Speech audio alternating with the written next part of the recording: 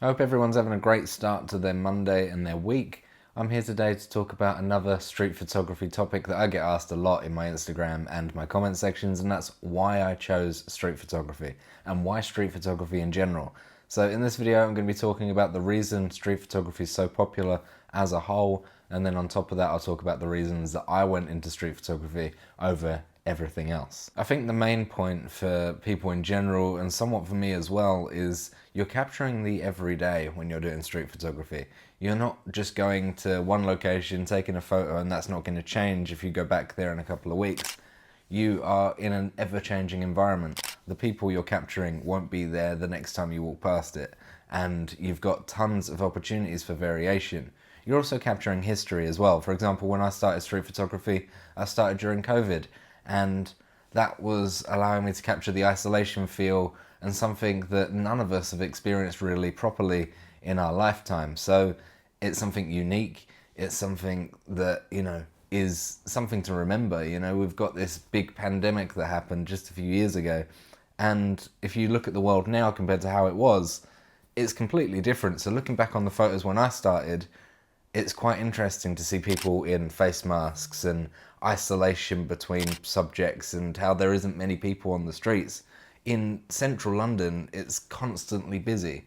So seeing pictures where it's not is really interesting and something that you won't see again, most probably. And I think the next major point, and the big point for me, is you're always challenging yourself, whether that be in different environments, seeing different people, different weathers, different times of day. All of those things can challenge yourself with the style of photography that you go ahead and do.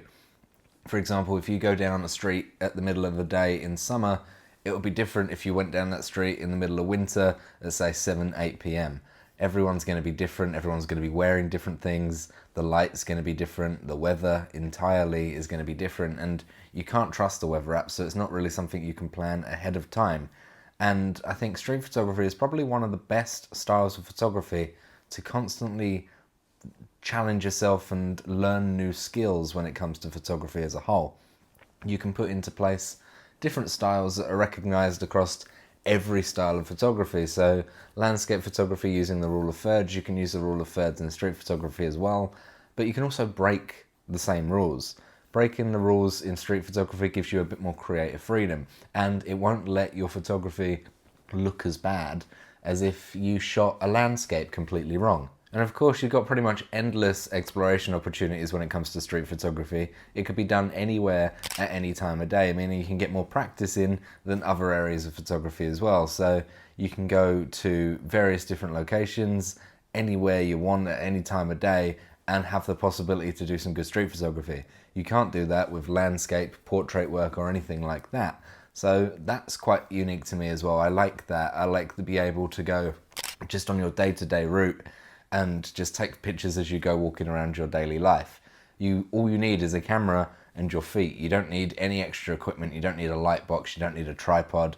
Something pocketable. You slip straight in your pocket, take photos as you go, and that also means it's perfect for travel as well. If you're going around to new locations, street photography to capture the essence of their culture and their daily life is really interesting, People might not find their own city or their own towns interesting, but if you show the pictures of your own town to someone that lives on the other side of the world doing the same thing, they might find their town not interesting, but your town interesting.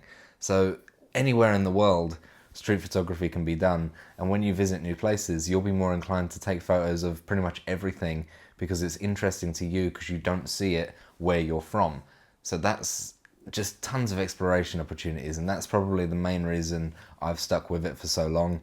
I really enjoy it because of the ability to just go anywhere and be able to capture something, just people's day-to-day lives and how they get around and what they do, and just using different areas of photography, using different light but natural light, or using artificial light at nighttime and combining it all with texture and your subject and the human element. I think the human element is really powerful for my style of photography. I think that's why I like street so much, is because having a human element makes the picture the unknown, really. You don't know what that human's going to do, but you can predict light and you can predict texture.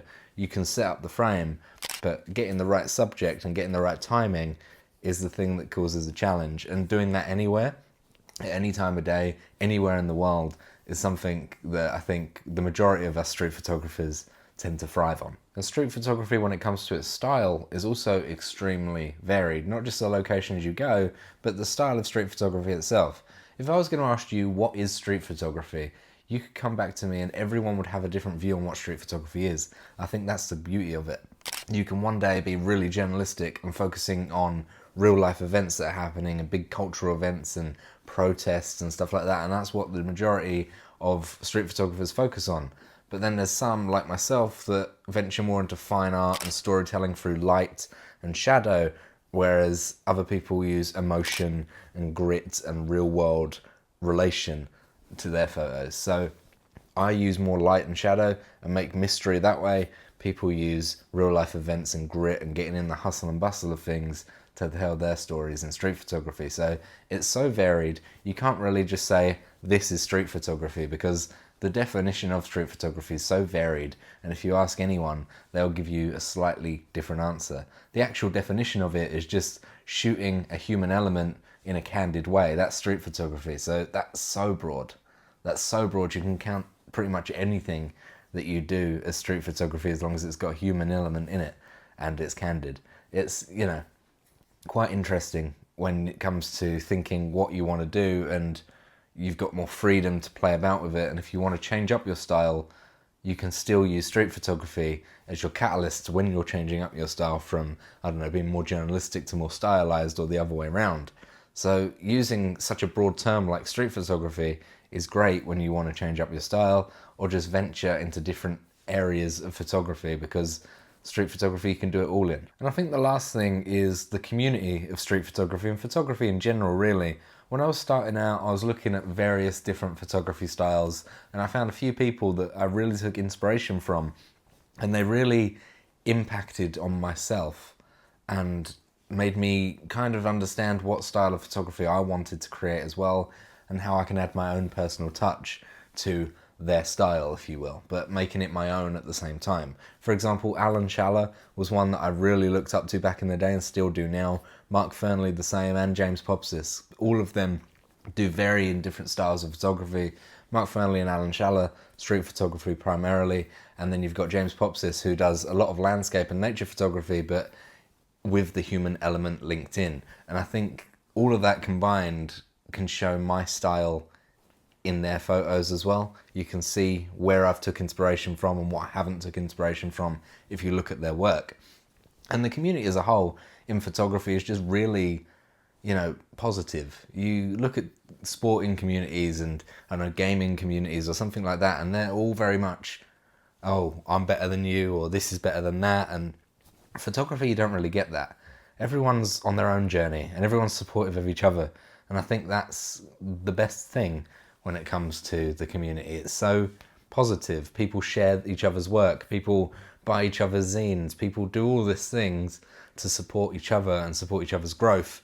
And just, yeah, positive feedback, criticism, all of us need it to create better photos and to improve ourselves. And I think the photography community is second to none, really, when it comes to all of that. And now I've sort of sorted myself out with work. Photography videos are now going to be back to Sundays, so I do apologise for this slight mix-up in our usual schedule, but I hope you enjoyed this video nevertheless, and it sort of give you an insight on why I chose street photography, and maybe it can give you an insight on why you should do it as well over other photography styles if you're looking into it.